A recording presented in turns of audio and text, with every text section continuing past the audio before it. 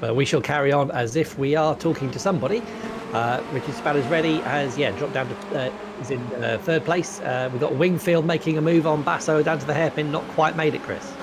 Yep, so we're going to see as well if Carl Power in the camo Red Bull car can close up that gap. He's 3.1 seconds behind Spanners in the podium placings, and with 5 laps still to run, he could very well make his way on to the podium. He's got Drillsma, Henny, Shelley, Dobesberger, Williams and Hatton all in close pursuit. So as long as they don't spend too much time squabbling with themselves, they could still join this battle for the podium. But it is 3 for the lead at the moment, as on lap 3 they make their way back down the straight. Drillsberg can just see in the back of the shot, getting very wide on the exit of that corner leading on to the back straight. But it's as you were for the top 3 for another time round.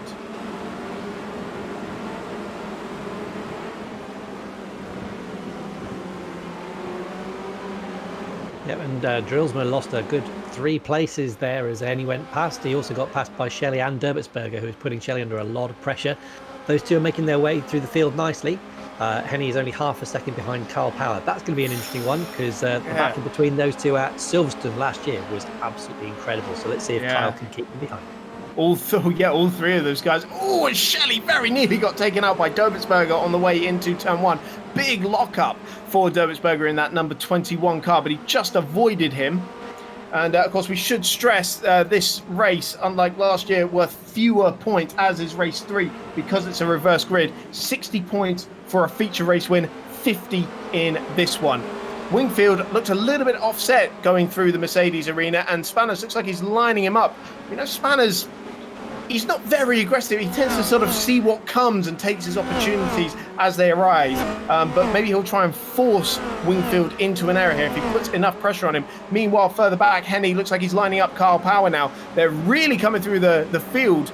Power now only 1.4 seconds behind the podium battle. He's half that gap in a single lap.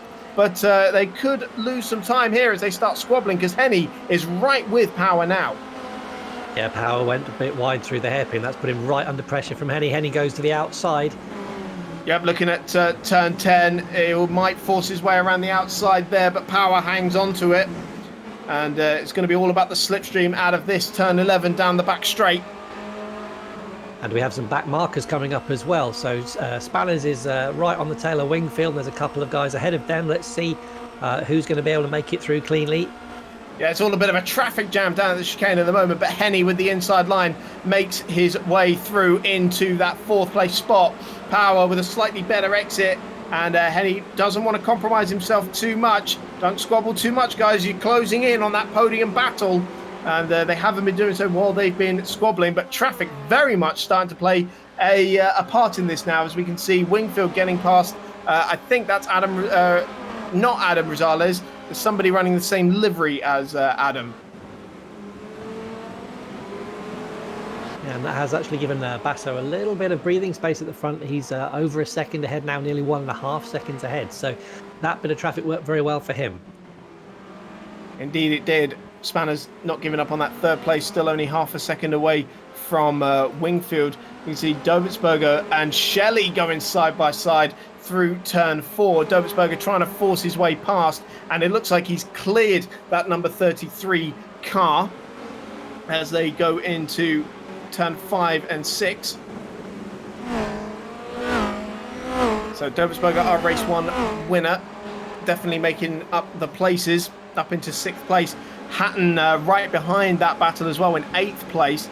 And then we can see the back marker splitting him and Stephen Williams in 9th place, with Andy Flagg completing the top 10 at the moment. Spanners is dropping off the back of Wingfield, is now over a second behind and falling into the clutches of Danny Henny. He's only 0.8. He's going to have a sniff at him the next couple of laps. Yeah, only a matter of time before Henny makes his way onto the podium, surely, especially with 3.5 laps still to run of this race. And I wouldn't put it past Danny to win this race. He's got such rapid speed. He was doing 57.8, which was half a second quicker or so than the leader, despite him having to put that move on Carl Power. And surely Spanners just going to wave him by here. Yeah, great run out of the chicane for Henny inside of the final corner. And yeah, this is going to be Henny's third place there. Spanners lives to fight another day. So 3.4 seconds is all Henny needs to make up to hit the back of Ismail Basso's car. Spanners actually coming back at Henny coming into that first corner. Power and Dobertsberger side by side into that first hairpin meanwhile. And Power just able to defend from the race 1 winner at the moment.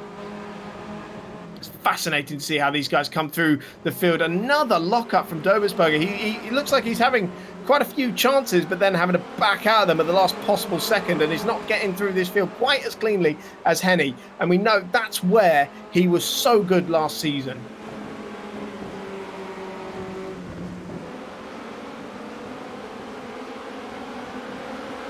So we're going to see in just a moment how much Spanners is actually going to fight off Kyle Power and those coming up behind. He's a very pragmatic racer. He lets the guys who are going faster through, because it's all about maximising your own race time. But he's got to pick a guy to fight with fairly shortly, because there's only 2 laps remaining at the end of this one, and they won't all get past him. Yeah, you think at some point if he just defends sensibly, he might still pick up a very, very good result. I mean, this is much higher than we saw him through most of last season. But some of the guys who's got behind him at the moment, I wouldn't want to be looking in my mirrors if I was Spanners at the moment, but I'm pretty sure that's probably where he's going to be driving at the moment. So Spanners with a queue of cars, Power in the camo Red Bull, Dobertsberger with the Ace of Spades cars. Looks like he's the one who's going to be making a move, and he's got to try and not hit the back of Spanner's car, but he still makes it around the outside of the chicane. Beautiful move by Dobertsberger, and Power's got no answer for him on the exit of the corner. And so now David Hatton is the next one in the queue with that black and lime green colours, the big number 1 on the side of his car. Very much a statement of intent for his defending season as the reigning champion. And maybe it wasn't the absolute best start to the season in race 1 he could have hoped for, but he's certainly putting on a show for us at the moment. Now making his way around the outside of turn 1. Another lockup from Dobertsberger, and a great exit out of the corner from Hatton. Just snakes past him on the way into turn 2. And that is 6th place for the reigning champion. Shelley now throwing one up the inside at turn 3. And nearly had everything locked up on the way in. And Power's just been able to fend him off. While all that's going on, we've got Danny Henny close right up on the back of Wingfield. He's only 0.2 behind. He's going to have a look into the hairpin, or possibly, as you said before, Chris, line him up the hill. Although I think he's close enough to go in the inside onto the hairpin. Yeah, throw one down the inside of the Dunlop hairpin. That's 2nd place for Danny Henny. And with a lap and a half remaining and only 1 second separating him and Ismail Basso, can Danny Henny from 19th on the grid emerge as the race to victor at the Nurburgring?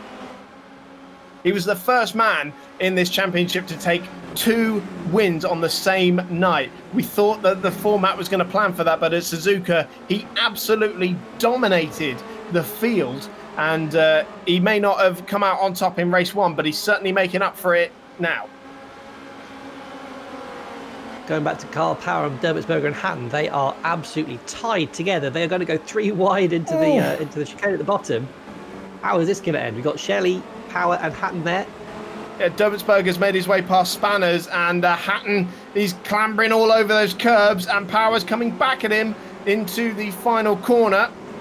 And surely Hatton's going to have to leave him some space here. Yep, goes out well wide at that final corner, and Power is back through into that 6th place, but they're still side by side down this front straight. But I think Hatton, just with the better momentum, is able to cut across the nose of Carl Power. But not enough to stop Power having a sniff up the inside. Hatton's gone deep into the corner.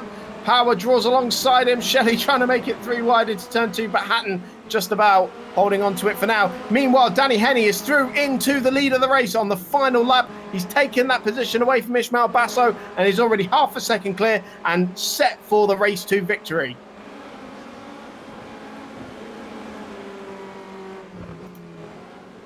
Just looking back at the replay for that one, Chris, it was Henny down into the first hairpin. He made an absolute lunge from miles back, locked up a brake and just absolutely sent it. David Hatton has been spun round after contact with Carl Power down at turn 6. Absolute disaster for the reigning champion. They were side by side going through those two corners and they just tangled on the... Oh, he gets a second whack as well from, I think, the back marker.